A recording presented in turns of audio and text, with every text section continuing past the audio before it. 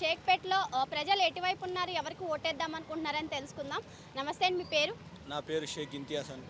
ఏం చేస్తారు? నేను బిజినెస్ మ్యాన్ అండి. నేను బిజినెస్ చేస్తాను. హైదరాబాద్ ఉంటాను. ఇక్కడ నుండి బిజినెస్ చేస్తాను. ఇప్పుడు ఇక్కడ జూబ్లీహిల్స్లో బై ఎలక్షన్స్ వచ్చినాయి. బై ఎలక్షన్స్ సందర్భంగా ఇక్కడ జూబ్లీహిల్స్లో మెజారిటీగా అందరూ ఒక యువకుడినే కోరుకుంటున్నారండి. ఒక యువకుడు ఉంటేనే చాలా రోజుల వరకు, చాలా సంవత్సరాల వరకు ప్రజలకు ఖచ్చితంగా సేవ చేస్తా అని ఇక్కడ జనాలు నమ్ముతున్నారండి. ఆ యువకుడు ఎవరు అంటే అది కేవలం నవీన్ కుమార్ యాదవ్ అని జనాలు గట్టిగా నమ్ముతా ఉన్నారు. నవీన్ అన్నాకే పట్టం కడదామని ఫిక్స్ అయిపోయారు. నవంబర్ 14, 2025 జూబ్లీహిల్స్ కాబోయే ఎమ్మెల్యే నవీన్ కుమార్ యాదవ్ అండి. అయితే బీఆర్ఎస్ బాగా అభివృద్ధి చేసిందని చెప్తున్నారు. బీఆర్ఎస్ వల్ల ఒక్కోసారి తిరగమనండి, బస్తీలలో తిరగమనండి, జనాలు కొడతారు, కట్టెలు పెట్టుకొని జనాలు కొడతారు. డ్రైనేజ్ వ్యవస్థ ఎట్లా ఉంది చూడండి ఒకసారి. ఆ రోడ్ల మీద వాటర్ వచ్చేస్తూ ఉన్నాయి. జనాలు ఎంత ఇబ్బంది పడుతున్నారు అంటే బస్తీలలో అసలు జనాలు ఎట్లా నివసిస్తున్నారో చూస్తే మాకు ఆశ్చర్యానికి గురి కావాల్సి వస్తుంది. అరే ఇదా బస్తీలు ఇట్లా ఉన్నాయా? 10 సంవత్సరాలు కనుక బీఆర్ఎస్ పార్టీ 15 సంవత్సరాలు లైన్ కంటిన్యూగా మాగంటి గోపీనాథ్ గారు జూబ్లీహిల్స్ నియోజకవర్గం ఎమ్మెల్యే అయినప్పుడు 10 సంవత్సరాలు అధికార పార్టీ టీఆర్ఎస్లో ఉన్నప్పుడు ఇక్కడ ఏం అభివృద్ధి జరిగిందో జూబ్లీహిల్స్ ప్రజలు చెప్తారు. ఒకవేళ మీరు కనుక బస్తీలలో తిరిగితే బస్తీలో ప్రజలు చెప్తారు ఏం అభివృద్ధి జరిగిందో అని. కాబట్టి వీళ్ళని ఇక వాళ్ళు ఒకవేళ అభివృద్ధి చేస్తూ ఉంటే వాళ్ళు తిరిగి అవసరం లేదు, వాళ్ళు గెలుస్తారు కదా. అభివృద్ధి చేసామని అంత డప్పు కొట్టుకొస్తుంది. ఢిల్లీ రోడ్ షోలు ఎందుకు చేస్తూ ఉన్నారు? కేటీఆర్ గారు పండుకోవాలి కదా, వాటి అసలు తిరిగిపోతే సరిపోతుంది కదా. ఎందుకు వాళ్ళు ప్రచారం చేస్తూ ఉన్నారు? ఢిల్లీ రోడ్ షో ఎందుకు చేస్తూ ఉన్నారు కేటీఆర్ గారు? ఒకవేళ వాళ్ళు నిజంగా మేమే గెలుస్తున్నాం, మేమే అభివృద్ధి చేసినామని వాళ్ళు అంత డప్పులు కొట్టుకుంటే మరి రోడ్ షోలు ఎందుకు పెట్టుకుంటున్నారని అడుగుతా ఉన్నాం. నమస్తే అమ్మ, మీ పేరు? మనమ్మ. ఏం చేస్తుంటారు? నేను ఇంటికాడే ఉంటారు. ఇప్పుడు ఎలక్షన్స్ వస్తున్నాయి కదా, ఎవరు కోటేస్తే బాగుంటుంది అనుకుంటున్నారు? ఎవరికంటే మాకు ఎవరు పని చేస్తే వాళ్ళకి వేస్తాం అంతే. ఇప్పుడు వరకు ఎవరు పని చేశారు? 3 పార్టీల్లో బీఆర్ఎస్, బీజేపీ, కాంగ్రెస్ వాళ్ళు ఇల్లు కట్టించారు. ఇప్పుడు కేసీఆర్ వచ్చి మాకేం చేయలేడు. కేసీఆర్ చీరలు వంచిండు, గిఫ్టులు వంచిండు. ఇక వాళ్ళు మాకు ఎవరు పని చేస్తే వాళ్ళకి వేస్తాం బేట. వాళ్ళకి వేస్తారు. అంటే మీకు ఎవరు పని చేశారని అనుకుంటున్నారు 3 పార్టీల్లో? ఇప్పటిదాకా ఇప్పుడు మాకు రోడ్లు కావాలి, అక్కడ పొందలగడ్డకు బోరింగ్ కావాలి, ఇంటి ఇంకా నాల మీద మాకు బిడ్జు పోయాలి. బిడ్జు పోసిన వాళ్ళకే మేము ఓటు అంతవరకు. అంటే ఓటేస్తే గెలిచిన తర్వాత కదా చేస్తారు. అదే మాకు గట్టి పార్టీ కావాలి అంతే. ఏ పార్టీ గట్టిగా ఉంటుంది అంటారు? ఇక కాంగ్రెస్ వాళ్ళు చేస్తారా అని నమ్మకం ఉన్నది. ఎవరు వేస్తారు? బీజేపీ వాళ్ళు వస్తారా, కాంగ్రెస్ వాళ్ళు వస్తారా, ఈ బీఆర్ఎస్ వస్తుందా తెలియదు. మీ ఓటు ఎవరికి? ఇక అది చెప్పొద్దు ఎవరికన్నా వేయాలి, మాకు పని కావాలి అంతవరకు. అంటే మీకు పని అవ్వాలంటే ఏ పార్టీ గెలుస్తుంది అని ఉంటుంది కదా? ఉంటుంది. పట్టి చూస్తాము, బీజేపీని బట్టి చూస్తాము, కాంగ్రెస్ బట్టి చూస్తాము, అందరినీ చూస్తాము. చూసి ఎక్కడ వేయాలి, అమౌంట్ ఎక్కడ ఉంటే అక్కడ నొక్కుతాము అంతే. అమౌంట్ అంటే ఓట్లు, బడ్జెట్ ఎంతమంది ఎక్కడ చాలుంటే వాళ్ళే వస్తారని నమ్మకం కదా మనకు. అట్లా. నమస్తే అండి, మీ పేరు? నా పేరు రాకేష్ అండి. మీ డిజిగ్నేషన్ ఏంటి? Youth Congress state general secretary present. ఎలా జరుగుతుంది ఇక్కడ ప్రచారం? ప్రజల నుంచి ఏ విధంగా వస్తుంది స్పందన? ఇప్పుడు మనం ప్రజెంట్ షేక్పేట డివిజన్లో వినాయక నగర్లో ఉన్నాం, అజీనా బస్తీలో. ఇక్కడ బస్తీలలో ప్రజలు ఒకటే మాట చెప్తా ఉన్నారు. గత 9.5 ఏళ్ళు ఏ ఒక్కరు కూడా బీఆర్ఎస్ పార్టీకి సంబంధించిన నాయకులు మా దగ్గరికి రాలేదు. మా బస్తీలలో మేము పడుతున్న బాధలు, మేము ఎదుర్కొంటున్న సమస్యల గురించి ఎన్నడూ కూడా తెలుసుకునే ప్రయత్నం చేయలేదు. 2 సార్లు ఓట్లు వేసుకున్నారు బీఆర్ఎస్ పార్టీ కార్యకర్తకు. మాగంటి గోపీనాథ్ గారు ఉన్నప్పుడు కూడా ఎప్పుడు కూడా మా సమస్యలు వినలేదు, పట్టించుకోలేదు. ఈ విధంగా మేము వెనకబడడానికి కారణం, మా వెనకబాటుతనానికి కారణము బీఆర్ఎస్ పార్టీయే కారణం. తప్పకుండా ఈ ఎన్నికల్లో బీఆర్ఎస్ పార్టీకి బుద్ధి చెప్తాం మా ఓట్ల రూపంలో. కాంగ్రెస్ పార్టీ తెలంగాణ రాష్ట్రంలో అధికారంలోకి వచ్చింది కాబట్టి అధికార పార్టీ వైపు తప్పకుండా జూబ్లీహిల్స్ నియోజకవర్గ ప్రజలు ఆలోచన చేస్తూ ఉన్నారు. మొట్టమొదటిసారిగా చరిత్ర యొక్క రికార్డును బ్రేక్ చేసి జూబ్లీహిల్స్ నియోజకవర్గంలో ఈ ఉప ఎన్నికల్లో నవీన్ యాదవ్ గారు 50,000 పైచిలకు ఓట్లతో గెలుస్తున్నాడని చెప్పి ఈ బస్తీలోని ఏ ప్రజలను అడిగినా, ఏ ఓటర్ను తట్టినా, ఏ గడపలో అడుగు పెట్టినా వాళ్ళందరిది ఒకే మాట, మాకు అభివృద్ధి సంక్షేమ పథకాలు వస్తూ ఉన్నాయి కాంగ్రెస్ పార్టీ ప్రభుత్వం ద్వారా. సో తీసుకున్నాం కాబట్టి తప్పకుండా ఈ ఎన్నికల్లో కాంగ్రెస్ పార్టీకి మేము ఓటేస్తాం, గెలిపిస్తామని ప్రతి ఒక్కరు ఇదే మాట చెప్తా ఉన్నారు. మన షేక్పేట డివిజన్ ప్రెసిడెంట్. నమస్తే అమ్మా. అయితే ఇక్కడ షేక్పేటలో ఎలాంటి అభివృద్ధి కార్యక్రమాలు చేయాల్సినవి ఉన్నాయి? బీఆర్ఎస్ ఇప్పటి వరకు ఎందుకు చేయలేదంటారు? 10 సంవత్సరాల పాలన ఆయనేమో ఫామ్ హౌస్లో వండుకుంటూ, ఈయన పార్కాయ తోటలో వండుకున్నాడు, ఆమెనేమో ఫామ్ హౌస్లో వండుకుంది. ఈ రోడ్ ఉందమ్మా, ఇది 35 లక్షల రోడ్ శాంక్షన్ అయిందమ్మా. ఇది ఇనాగ్రేషన్ బి అయిపోయింది, టెండర్ వల్ల లేట్ అయిపోయింది. ఇది 100% ఉంటుంది. నినాగా మొన్న మాకు ఇమీడియట్లీ చెప్తే 2 డేస్లో ఈ కేబుల్ గురించి ఇప్పించినామమ్మా. ఇక్కడ కమిటీ హాల్ ఉందమ్మా, కమిటీ హాల్ బి శాంక్షన్ చేపిస్తున్నాము. ప్రతి ఒక్క అభివృద్ధి పనులు చేపిస్తున్నామన్నా. షేక్పేట్ డివిజన్ లోపల 100 కోట్ల అభివృద్ధి అయిందమ్మా. 50 కోట్లు డివిజన్లో అయింది. మళ్ళీ బోయి కాలనీ నుంచి మూసీనగర్ నుంచి ఒక 45 కోట్లు అయింది. వాటర్ వర్క్స్ ఒక 10 కోట్లు అయిందమ్మా. మొత్తం టోటల్గా 100 కోట్లు అభివృద్ధి జరిగిందమ్మా. జూబ్లీస్ కాన్స్టిట్యూన్సీలో 200 కోట్లు అయితే మా దగ్గరనే 100 కోట్లు మా డివిజన్కే ఇచ్చినామా. మా దగ్గర మొత్తం టోటల్గా మైనారిటీ టోటల్గా అన్ని కలిపి అన్నిట్లో ఫండ్ ఇచ్చి మేము చేపించినాము. అయితే ఇంకా ఏం చేయాల్సింది ఉంది? ఇప్పుడు నవీన్ యాదవ్కి ఎలాంటి రెస్పాన్స్ వస్తుంది ఇక్కడ ప్రజల నుంచి? నవీన్ యాదవ్ అంటే పబ్లిక్ల లీడర్, మాస్ లీడర్. 20-30 సంవత్సరాల సందర్భంగా పోరాడుకుంటూ ఇండిపెండెంట్గా నిలబడ్డాడు. 18,000 ఓట్లు వచ్చినాయి. ఎంఐఎంతో నిలబడ్డాడు, 49 ఓట్లు వచ్చినాయి. ఆయన మాస్ ఫాలోయింగ్, పబ్లిక్ల పార్టీల ఇలా ఉన్నా లేకున్నా పబ్లిక్ దైవంలా ఏదున్నా హెల్పింగ్ నేచర్. మన పెళ్ళిళ్ళు ఉన్నా, పేరెంటాలు ఉన్నా, ఏమన్నా వినాయక చవితి కానీ ఏది కానీ ఎవ్వరున్నా నేను ఉన్నా అని ఆయన పబ్లిక్లో సపోర్ట్గా మాట్లాడి ఆయన మాస్ లీడర్ కాబట్టి రేవంత్ ఆయన నమ్మి ఆయన టికెట్ ఇచ్చినాం. నమస్తే అండి, మీ పేరు? పేరు నరేందర్. ఏం చేస్తూ ఉంటారు? బిజినెస్. ఇప్పుడు ఎలక్షన్స్ వస్తున్నాయి కదండి, ఎవరిని గెలిపిస్తే బాగుంటుంది అనుకుంటున్నారు? ఇది ఒక వినాయక నగర్ క్యాండిడేట్గా కాకుండా షేక్పేట్, వినాయక నగర్ అందరిని దృష్టిలో పెట్టుకొని మాట్లాడుతున్నాను. ఇప్పుడు ఎలక్షన్ మొత్తం ఏకదాటిగా ఎక్కడ చర్చ, ఛాయ్ హోటల్ దగ్గర కానీ ఈ హోటల్ దగ్గర కానీ ఎక్కడ చర్చకు వచ్చినా కానీ బీఆర్ఎస్కే ఓటేద్దాం, బీఆర్ఎస్ని గెలిపించుకుందాం, అప్పుడే బాగుండు అనే మాట వస్తుంది. ఎందుకంటే మా వినాయక నగర్లో మహిళలు ఎక్కువ మేడం. మహిళలు ఈ 2,000 పింఛను, ఈ 2,000 పింఛన్ 4,000 చేద్దామనే మాట వాళ్ళ దృష్టిలో వెళ్ళిపోయి అవ్వ అయ్యలు, ఈ ముసలి వాళ్ళు, ఈ 2,000 మహిళలందరూ ఎక్కువ శాతం ఓట్లు ఏకదాటిగా కాంగ్రెస్ను నమ్మి ఓటేశారు.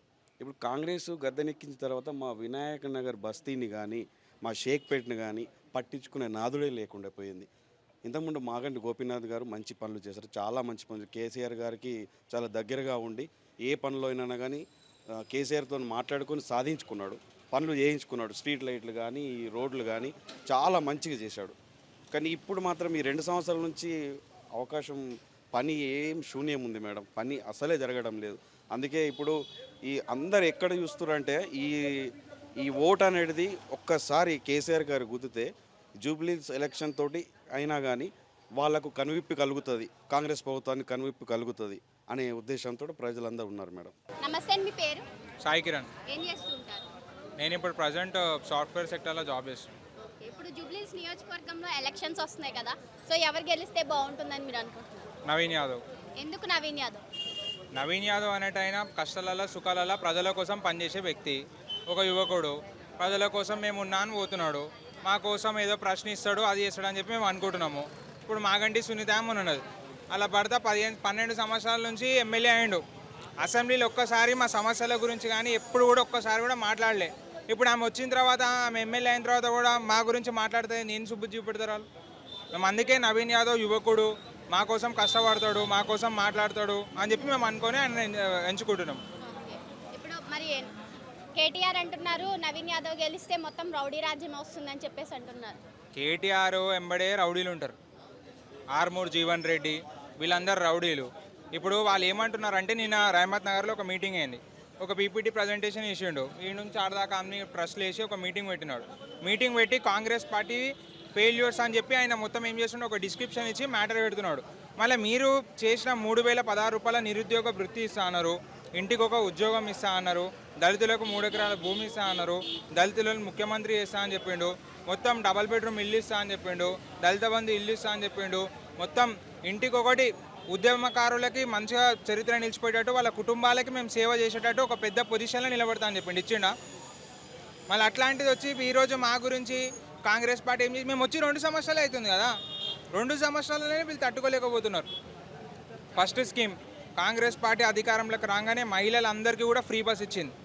సెకండ్ స్కీమ్ 200 యూనిట్లు ఉచిత కరెంట్ ఇచ్చింది. థర్డ్ స్కీమ్ 500 రూపీస్ గ్యాస్ ఇచ్చింది. ఖాళీ మేము ఏమందంటే మనిషికి 6 కిలోల చెప్పున ఇంట్లో 4 ఉంటే 24 కిలోల సన్న బియ్యం ఇచ్చింది. కేటీఆర్ ఏమన్నాడు, మేము తినే బియ్యమే గురుకుల హాస్టళ్ళ పిల్లలకి, గవర్నమెంట్ స్కూళ్ళ పిల్లలకి, మా కొడుకు తినే భోజనమే మేము ప్రతి ఒక్క దగ్గర పంచుతున్నాం. పంచిండా చేసే పథకాలని ఇప్పుడు వాళ్ళు మొత్తం అప్పులు చేసి పోయినారు. అప్పులు సరిదిద్దాలంటే మెల్లమెల్లగా స్కీమ్ అవుతుంది. పబ్లిక్ అర్థం అవుతలేదు.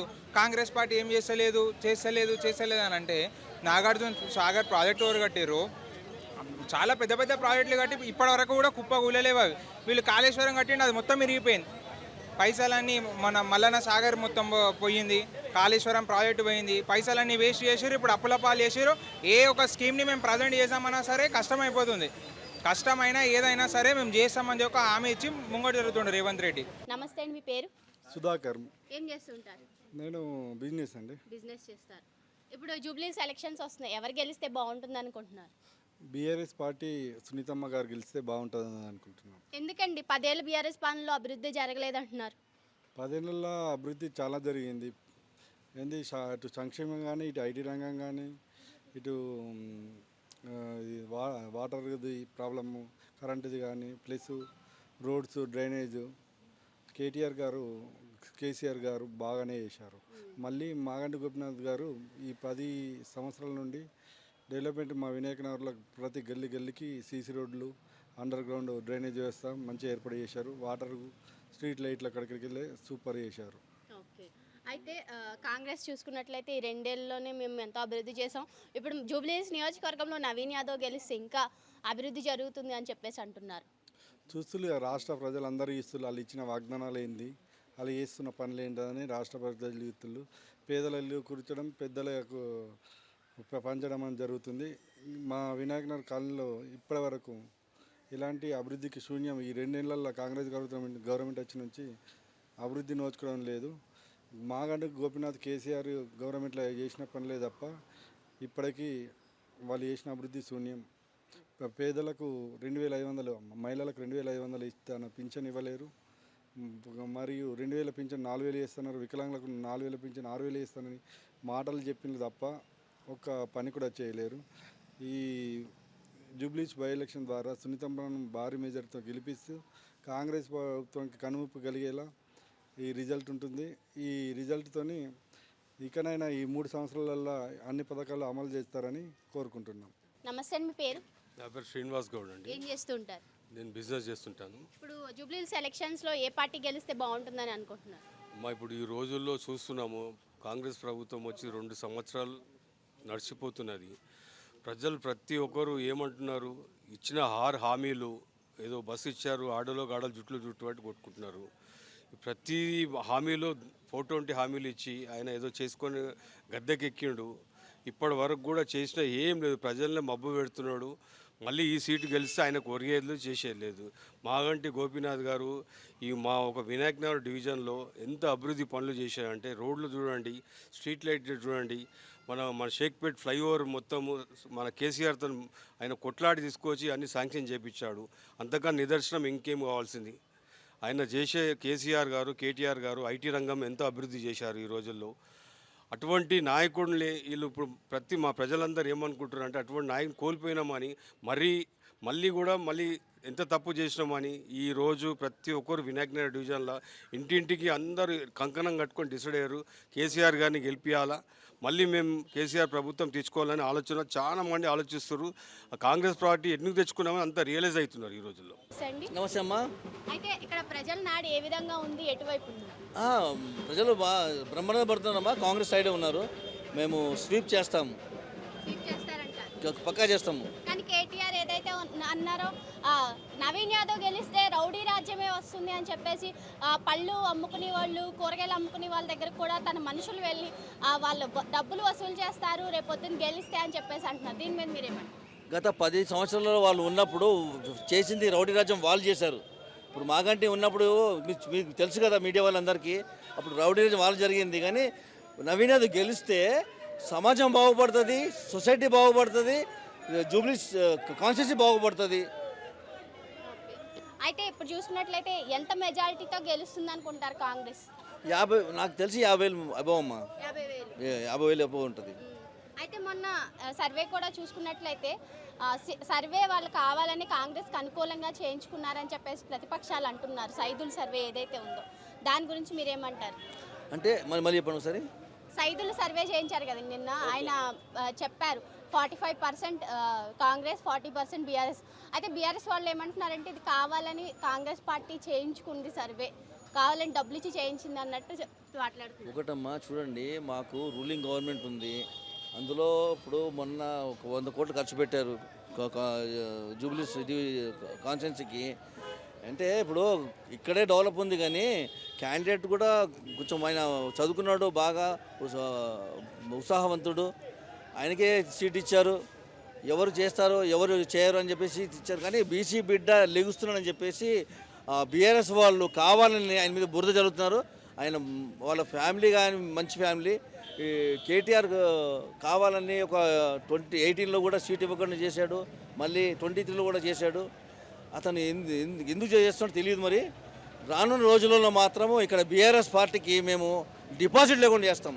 అయితే చేవెళ్ళ బస్సు ఘటన ఏదైతే ప్రమాదం ఏదైతే జరిగిందో అది కాంగ్రెస్ పార్టీ సరైన రోడ్లు వేయలేదు, అక్కడ వాళ్ళు సరిగ్గా పట్టించుకోలేదు, అందుకే బస్సు యాక్సిడెంట్ అయ్యిందని చెప్పేసి అంటున్నారు. దీని మీద లేదమ్మా, ఇప్పుడు మేము వచ్చి 2 సంవత్సరాలు అయింది అనుకుంటున్నా తెలిసి.